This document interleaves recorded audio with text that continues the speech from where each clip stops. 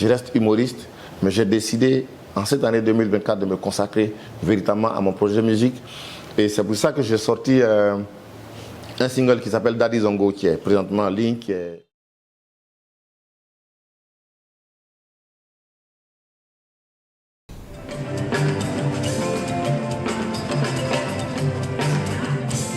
Par la grâce de Dieu,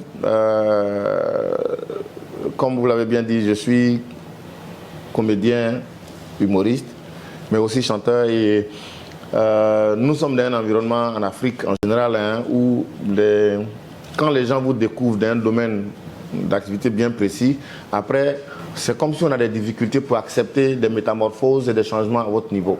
Voilà. Moi, j'ai décidé de faire de la musique.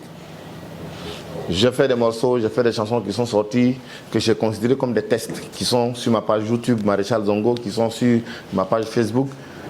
Et cette année 2024, j'ai décidé de véritablement me consacrer un peu à la musique. Je reste comédien, je reste humoriste, mais j'ai décidé en cette année 2024 de me consacrer véritablement à mon projet de musique.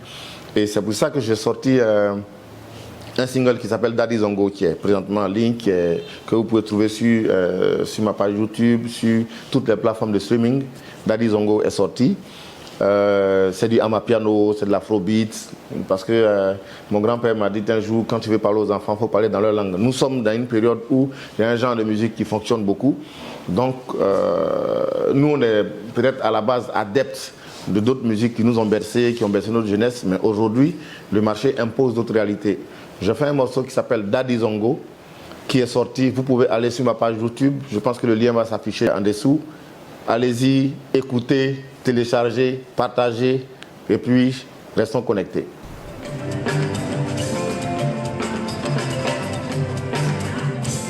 Ouais, un peu quand même, un peu parce que, vous savez, c'est quand on fait un choix, il y a les sacrifices qui vont avec. Voilà. Moi, j'ai commencé mon petit parcours de comédien, enfin de média, tous les années 96 avec l'émission Dimanche Passion, avec mon doyen, mon père, et mon mentor Guy de Fer, dans le Guéli Théâtre. Et après, avec Tao, j'ai créé le duo Zongo et Tao, qui a fonctionné pendant une bonne vingtaine d'années dans toute la sous-région. Aujourd'hui, nous sommes fiers de savoir qu'en Côte d'Ivoire, il y a des duos comme Zinzin de l'Art, qui sont des descendants de Zongo et Tao. Moi, je suis très content de voir qu'il y a un jeune comme Boukari, qui est un descendant de Zongo. Quand je vais au Burkina, je vois Gombo.com. Et dans toute l'Afrique, il y a plein de jeunes que nous avons inspirés, que nous avons vraiment motivés à rentrer dans le métier. Voilà. Et moi, à un moment, la musique a toujours été un amour personnel, un amour caché. Voilà. Mais être un homme public, c'est une responsabilité sociale. Voilà. Jusqu'à aujourd'hui, des gens me voient, ils m'appellent Zongo et Tao parce que ce qu'ils connaissent, c'est Zongo et Tao. Voilà. Et moi, depuis une bonne dizaine d'années, j'ai commencé à enregistrer de la musique. J'ai commencé à véritablement travailler depuis l'époque de Boing Yo Yo Yo. Si vous vous souvenez de Boing Yo Yo, c'était en 2005 avec Nash, Priska. Depuis cette époque, quand on a fait la tournée européenne, qu'on est revenu, j'ai commencé à enregistrer de la musique. Mais je n'aime pas faire de l'à peu près. Je n'aime pas faire de l'à peu près. Je ne veux pas faire de la musique du comédien qui fait aussi de la musique pour s'amuser. Non. Je veux que ma musique soit compétitive. Je veux que mes projets soient compétitifs. C'est pour ça que j'ai pris beaucoup de temps et je continue de travailler. Je rencontre des musiciens aguerris. J'enregistre des musiques avec des gens comme David Taïro, avec des gens comme Pablo Youa, avec des musiciens. Quand je vais dans les festivals, en tant que présentateur de festivals, je profite. Les musiciens qui viennent dans les festivals, je les appelle, je vais avec mes projets, les gens ils jouent des guitares dessus, c'est comme ça que j'ai travaillé pendant tout ce temps. Et j'ai décidé maintenant de mettre à la disposition du grand public le résultat de ce travail-là que je fais depuis. Voilà. Et je profite en même temps de vos antennes pour dire qu'à notre temps, nous à notre époque, enfin, on n'est pas aussi vieux que ça, mais à notre temps, il y avait des cassettes, il y avait des CD, il y avait des producteurs, ça fonctionnait différemment. Aujourd'hui, tout se fait en ligne, c'est le streaming, vraiment positionné sur les plateformes. On apprend. Et moi, j'apprends. Donc, moi, je suis un débutant dans la musique. Je suis un ancien dans la culture dans son ensemble, mais je me considère comme une nouvelle génération. Donc les amis, c'est nous les nouvelles générations. À partir de maintenant, on est ensemble dans cette affaire de musique. Et vraiment, donnez-nous des coups de main. Nous sommes beaux petits. Hein, nous sommes beaux petits. Donc les vieux pères Didibi, les vieux pères Elone, les vieux pères Kadim, vous êtes tous des vieux pères. La vieille mère Nash, le vieux père Asalfo, vous, tous les vieux pères là. Vraiment, il y a un gars de nouvelle génération qui vient d'arriver. Hein. Donc vraiment, je suis là. Si vous avez besoin de moi, faites-moi signe. Je suis disposé à travailler avec des structures sérieuses. Parce qu'on est dans un milieu où beaucoup de gens disent oui, on peut. Mais dans la pratique, il y a défaillance. Moi, je vais faire de la musique et je vais faire de la musique. Et je vais travailler avec des structures sérieuses, des structures de labels de production sérieux. Voilà.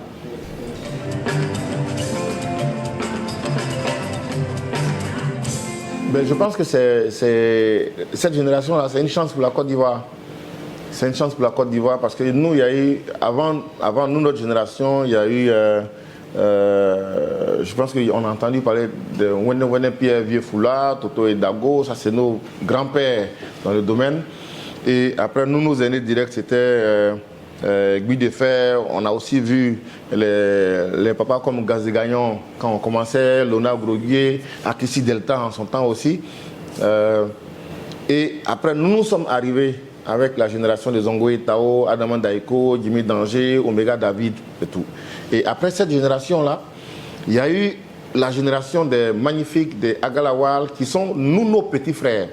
Des gens à qui nous on a fait la place dans le milieu de l'humour et aujourd'hui qui ont vraiment réussi à saisir cette place-là et qui, à la limite, en toute honnêteté, ont réussi à envoyer la chose où nous on n'a pas réussi à envoyer à notre époque.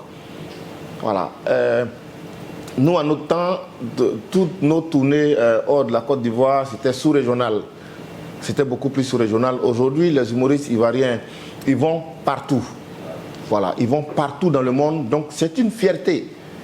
C'est une fierté. C'est vrai que nous, on est toujours là dans l'encadrement, dans l'orientation. Moi, je suis le président de l'association des humoristes de Côte d'Ivoire. Donc, je suis toujours dedans. Et il y a toujours des jeunes qui arrivent. Donc, vraiment, je profite de vos antennes pour dire félicitations, merci à tous ces jeunes-là. Félicitations à Boukari, félicitations à Magnifique, félicitations à Maladamo, à Galawal, à Ramatoulaye, à Deperpignan, à tous ces jeunes-là. Bravo, félicitations, félicitations à Willy Dombo, félicitations pour tout le travail qu'ils ont abattu depuis un moment qu'ils continuent de faire. Grâce à eux, l'humour ivoirien explose et ça va vraiment, vraiment, vraiment, vraiment au-delà. Félicitations à une dame comme Priscilla Degameuse, qui réussit à faire des prestations extraordinaires, inimaginables. Parce que c'est la seule femme de l'humour, objectivement, pour le moment en Côte d'Ivoire. Il y a des jeunes qui sont là, mais c'est Prissy qui est la tête de gondole en matière de femmes humoristes en Côte d'Ivoire. Prissy joue au Festival de Montreux en Suisse. Prissy joue sur toutes les grandes scènes au Congo, partout. C'est une fierté. C'est une fierté. Et nous, en tant qu'aînés, même si on n'est pas les plus vieux, en tant qu'aînés de cette génération-là, on est fiers d'eux et je leur dis bravo, beaucoup, beaucoup de courage. Mais vraiment, cette année, moi je vais faire musique. Donc vous tous là, je vais faire musique. Dans la musique là, je suis votre petit. Donc aidez les petits, faites la place aux nouvelles générations, c'est nous. Voilà. Merci beaucoup.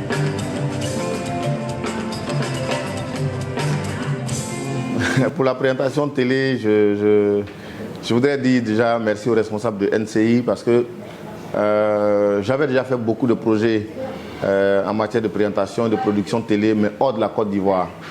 Hors de la Côte d'Ivoire. Pendant mon séjour à Bamako, pendant la crise ivoirienne, je produisais une émission qui s'appelle JTZ, le journal télévisé de Zongo, qui était une émission où on croquait l'actualité en humour, qui a fonctionné très, très, très, très fort, mais qui est resté au Mali, qui n'est pas arrivé en Côte d'Ivoire. Vous voyez, vous avez beau être roi, reine, ailleurs, quand chez vous, vous ne sentez pas l'impact de cette reconnaissance, parce que les artistes, c'est la reconnaissance. Voilà. Quand vous n'avez pas le sentiment que le travail que vous faites là, les gens de chez vous sont conscients de ça, il y a quelque chose qui manque. Voilà. Et je suis arrivé ici, je suis rentré depuis quelques années, et maintenant, il y a 2 ans, les responsables de la NCI m'ont fait appel pour dire, bon, on a une lucane. On m'avait d'abord fait appel pour que chaque chroniqueur, je leur ai dit vraiment, je ne veux pas être chroniqueur parce que j'ai déjà fait des choses de ce genre. Je n'ai pas envie de revenir sur des choses que j'ai déjà faites. Et quand on m'a fait appel pour dire, bon, on veut que tu fasses télé d'ici vacances, c'était un gros challenge. Parce que télé d'ici, c'est Cheikh Ivan qui est le présentateur de télé d'ici. Pendant les vacances, c'était Yves Dembella qui était le présentateur. Donc, ça veut dire que si Zongo vient faire télé d'ici vacances, ça veut dire que Zongo vient, en griffe, remplacer Cheikh Ivan et Yves Dembella, qui sont des grands noms de télé en Côte d'Ivoire. Voilà. Donc, et moi, c'était vraiment un challenge. Mais j'avais envie de me trouver face à ce challenge-là. J'avais envie de faire ça. Voilà. Parce que c'est comme ça qu'on se réinvente. C'est comme ça que tu réalises si tu peux ou pas. Et moi, j'ai la chance, j'ai beaucoup de chance parce que quand nous, on commençait Dimanche Passion, c'était du live. Ce n'était pas des émissions préenregistrées. Donc, la pression du direct, je l'avais déjà vécu parce que c'est dans ça que j'ai été formé.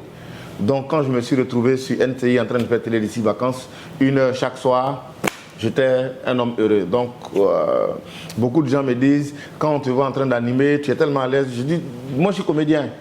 Je suis comédien de formation. Donc, quand je deviens animateur, je suis dans un jeu de rôle. Voilà. Je suis dans un jeu de rôle. Ça veut dire qu'un jour, vous pouvez me trouver en train de présenter le journal de 20h, je serai dans un jeu de rôle. Mais ce n'est pas mon souhait, le journal de 20h. Donc, donc, vraiment, merci beaucoup à Yves Dembella. Merci à Cheikh Ivan. Merci au DG Ange Gueye de NCI. Merci à mon frère Joël Amos Badi. Merci à tous mes collaborateurs pour Télé d'ici vacances. Chaque vacances, on sera chez vous et on va faire de nouvelles choses. La télé différemment.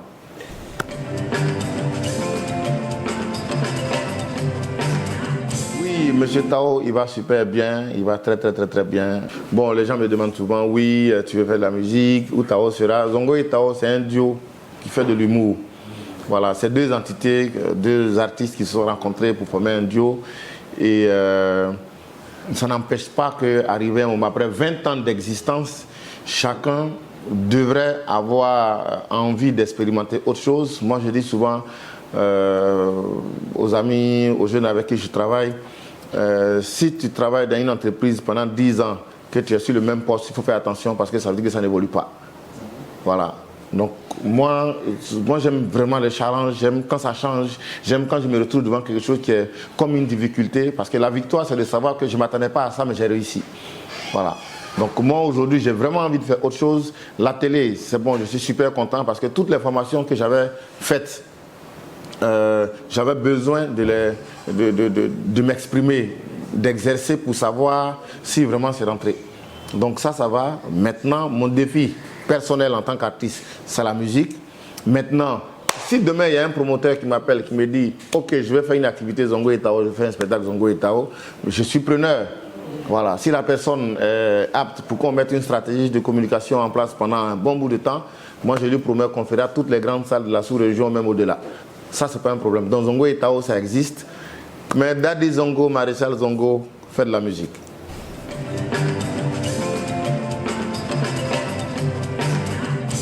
Donc, il n'y a pas de pronostic. J'ai un vœu, j'ai un souhait, c'est que la Côte d'Ivoire remporte cette CAN. C'est ça, c'est le plus simplement possible. Mon souhait, c'est que la Côte d'Ivoire remporte cette CAN. Et vraiment, l'appel que j'ai à lancer à nous tous, Ivoiriens, c'est que je pense que le président de la République l'a dit, chacun de nous doit être ambassadeur de cette activité-là. Chacun de nous doit se sentir ambassadeur parce que les étrangers qui viennent, c'est chez nous tous qu'ils arrivent. C'est vrai que nous ne sommes pas tous ministres, députés, présidents de la République, on n'est pas tous dans Kokan, mais on est tous Ivoiriens. Il n'y a pas quelqu'un qui est plus Ivoirien que son camarade. Donc quand une activité se passe en Côte d'Ivoire, tous les Ivoiriens se sentent concernés. C'est notre CAN à nous. Donc les étrangers viennent chez nous. On va les accueillir, on doit les accueillir comme il faut. Et chaque Ivoirien, chaque jeune Ivoirien, chaque femme, chaque parent, chaque ami, chaque frère, chaque soeur doit se dire que si ça doit se gâter, ça ne doit pas passer par moi. Parce que la Côte d'Ivoire, les gens y viennent certainement pour le foot, qui est l'essentiel, qui est au milieu, mais il n'y a pas que le foot, parce qu'il y a beaucoup de choses qui vont se passer autour. Des gens vont venir pour des affaires, ils vont venir pour rencontrer, ils vont venir découvrir la Côte d'Ivoire. Donc, il faut qu'on leur montre la meilleure Côte d'Ivoire qui existe en nous. Parce que la Côte d'Ivoire que Houphouët nous a laissé, c'est une Côte d'Ivoire de paix, de joie. Voilà. Donc vraiment, bienvenue chez vous les amis. Nous sommes tous des éléphants ici. Quand on vient au pays des éléphants, on a une mentalité d'éléphant, on a une conscience d'éléphant, on a une attitude d'éléphant, on a une réflexion d'éléphant. Même quand on s'amuse en éléphant. Quand on fait palabre, c'est un éléphant aussi.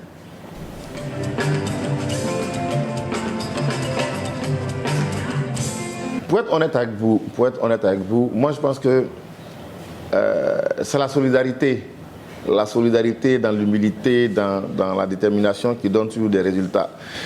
Nous sommes de la génération des éléphants, le éléphant des Drogba, le éléphant voilà, de cette génération-là. Nous sommes vraiment... Voilà. Aujourd'hui, ces jeunes qui sont là, on leur envoie toutes nos bonnes énergies, beaucoup de courage. Quand on joue dans une équipe nationale, ça veut dire qu'on joue pour le pays. Donc les petites querelles internes, ça n'a pas de sens. Il y a des choses qu'on entend ces derniers temps, qui n'a pas été classé, qui a été classé. C'est pas joli à voir à 3 jours de la CAN. Non. Non, il faut rester soudés, il faut rester ensemble, il faut écouter, il faut regarder l'intérêt supérieur de la nation. Et ça, je m'adresse aux dirigeants de la FIFA, il faut regarder l'intérêt supérieur de la nation, parce que pour avoir côtoyé un peu ce milieu-là à un moment, il y a beaucoup de choses qu'on entend qui ne rendent pas fiers. Il y a beaucoup de choses qu'on entend dans le milieu du football qui ne rendent pas fiers. Voilà. Donc, vraiment, quand on est en face d'une telle situation, les amis, les égos, laissons nos égos de côté, laissons nos différences de côté, soyons objectifs, concentrons-nous sur l'essentiel. Concentrons-nous sur la satisfaction qu'on peut apporter à ce pays-là. Parce que nous, on ne joue pas au ballon. Mais quand les gens vont jouer, que ça ne marche pas, toi-même, tu es à la maison, tu ne dors pas. Ton AVC se remet en place. C'est pas bon. Voilà. On a besoin que vous soyez soudés. On a besoin que vous soyez ensemble. On a besoin que vous travaillez, pas pour vous, mais pour le pays. C'est une responsabilité. Pour le pays. On a besoin que les dirigeants de la FIFA accordent beaucoup de respect et de considération aux joueurs parce que c'est eux qui montent sur le terrain. Tu as beau être président de club, tu ne montes pas sur le terrain. Celui qui monte sur le terrain, il faut le respecter, il faut lui donner toute l'énergie qu'il faut, toutes les prières qu'il faut. Nous sommes avec les éléphants, nous sommes tous éléphants, on est éléphants dans l'âme. Depuis l'époque de Pokou Laurent jusqu'aujourd'hui, nous on est éléphants, on n'a même pas le choix. On est éléphant de Korogo à Soubré, de Boaké à San Pedro, de Daloa à Oumé. On est éléphant de Abengourou à Abidjan, à Bassama, passant par Bonon, passant par tout Man. On est éléphant. On est éléphant par obligation, par choix, par amour. On est éléphant.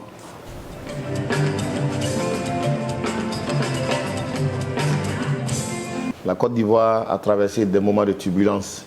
Mais dans la vie de toutes les grandes nations, il y a ces moments-là. Et ces moments-là doivent porter conseil. Ces moments-là doivent nous aider, doivent être des appuis pour ne plus retomber dans les mêmes erreurs. La Côte d'Ivoire est un pays fort dans la sous-région, mais c'est ensemble qu'on est beaucoup plus fort. Il ne faut pas que nos querelles nous divisent, il ne faut pas que nos problèmes de personnes nous divisent. La Côte d'Ivoire compte sur tous ses enfants. Il y a un grand frère qui m'a dit un jour que la carte d'identité de la Côte d'Ivoire n'appartient à personne. Nous sommes tous Ivoiriens et nous devons nous considérer tous Ivoiriens. Houphouët-Boigny nous a laissé ce pays-là. C'est à nous d'en prendre soin. Sinon, demain, nos enfants nous demanderont qu'est-ce que vous avez fait. Parce que nous, aujourd'hui, nous sommes en train de demander à nos aînés qu'est-ce que vous avez fait. Qu'est-ce que vous avez fait pour que nous soyons là, aujourd'hui. Je compte sur tous les Ivoiriens. Bonne et heureuse année à la Côte d'Ivoire. Et vraiment, les amis, à partir de maintenant, je vais faire un peu de musique. Hein? Donc, avant de dire c'est quoi, écoutez. Et puis, que Dieu vous garde.